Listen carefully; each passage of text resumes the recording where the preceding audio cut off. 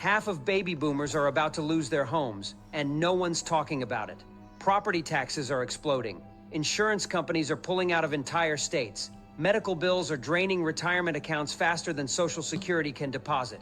And in 2026, we're looking at the biggest forced downsizing event in U.S. history. Over 112,000 seniors are already homeless, and the number is expected to double by 2030. If you think owning a home means you're safe, think again. The collapse is already here. Let me show you how fast it's coming for everyone over 60. They didn't pay off their homes, they refinanced them to death. You've been told boomers own their homes free and clear, right?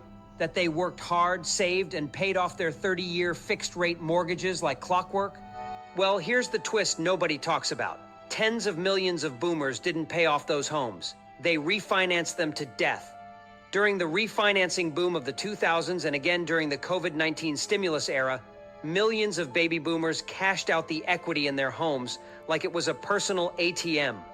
Between 2005 and 2021, over 40% of boomer homeowners refinanced at least once, with many doing it 3 or 4 times, extracting equity that was supposed to be their retirement cushion. So, essentially what's happening is there are two groups of boomers.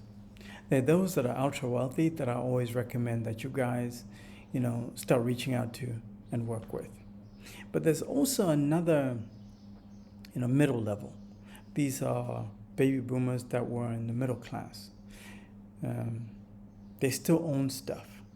But because of the cost of living crisis, hyperinflation that's coming, this group is getting squeezed, okay? They're getting squeezed, and a lot of them have been on fixed income for a long time. That's why you're starting to see, old people in their 70s or 80s going back to work. And the thing is, this group is so old that they're so used to the way they used to do things back in the 80s and 90s. When you see the way they operate, it's quite interesting. It's quite interesting. They still believe that you can go get a job at Walmart and make it out here. I'm telling you. And then they end up working at Walmart and they realize, hey man, this money's only going to pay for my medication. That's it. But it won't pay for my groceries and all this other stuff. So it's a mass wake-up call for this group of people. Mass wake-up call. You have to remember something. If somebody is in their 70s or 80s, it means that they're going to have a hard time even using some of this new technology that we have, like apps, Technology is going to be a problem with a lot of these people. So the ways of doing things is not that efficient.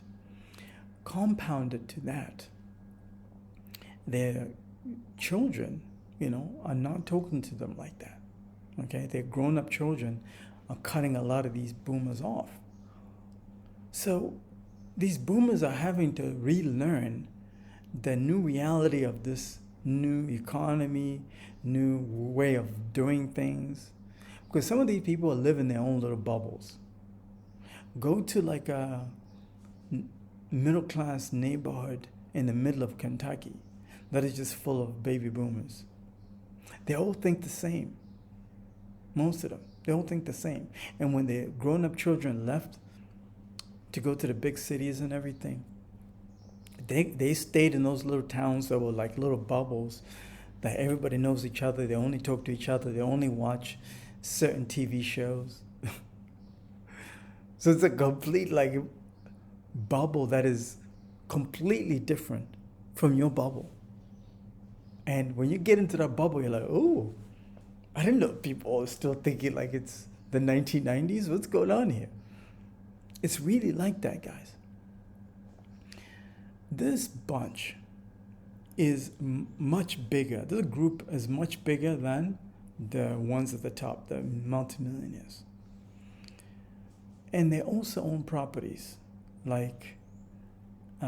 These could be middle class, Hispanics, middle class black folk in you know, the middle class neighborhoods of Detroit, Atlanta, Chicago, and everything. So they could still own a house for $300,000, worth $500,000 now, right? So if they really wanted to, if they're really committed to living a really good, comfortable quality of life, they could really like downsize.